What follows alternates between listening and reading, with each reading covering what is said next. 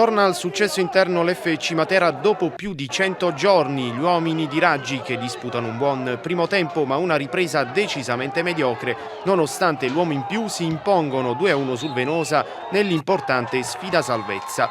Prima dell'inizio del match ho osservato un minuto di silenzio per commemorare la recente scomparsa di Luca Smaldone, padre di Pasquale, massaggiatore del sodalizio biancazzurro.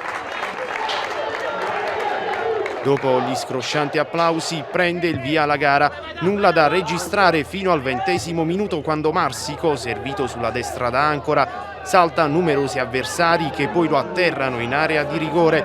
È netto il fallo e dal dischetto si presenta lo stesso capitano biancazzurro che spiazza Curci con un rasoterra alla sua destra. 3 minuti dopo Baratto, da calcio di punizione dal limite dell'area materana, mette in difficoltà Petruzzelli che devia in angolo. Alla mezz'ora infortunio accorso all'assistente dell'arbitro Croce e strappo al polpaccio sinistro che lo costringe a mollare. E dunque l'arbitro Marinelli si vede costretto a sostituire entrambi gli assistenti con 2 dirigenti delle squadre in campo, nel pieno rispetto di un'inusuale regola. Al 38° Ciocia di testa su cross di Conte e impensierisce Petruzzelli.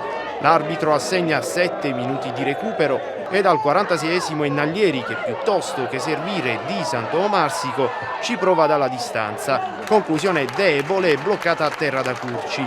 In chiusura di prima frazione Della Corte innesca Di Santo che però sulla pressione di Carlino calcia debole sul primo palo e blocca l'estremo difensore avversario. Nella ripresa Materani incredibilmente confusionari e Venosa che ci prova. Dopo 90 secondi conclude debole dal limite Baratto. Al quinto palla che attraversa pericolosamente tutta l'area di rigore materana e non trova alcuna deviazione ospite.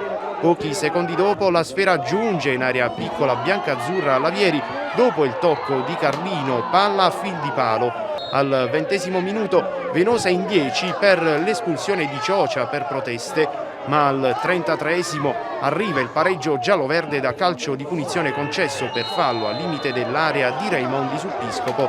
Se ne incarica Grieco che supera Petruzzelli con un rasoterra sul suo palo.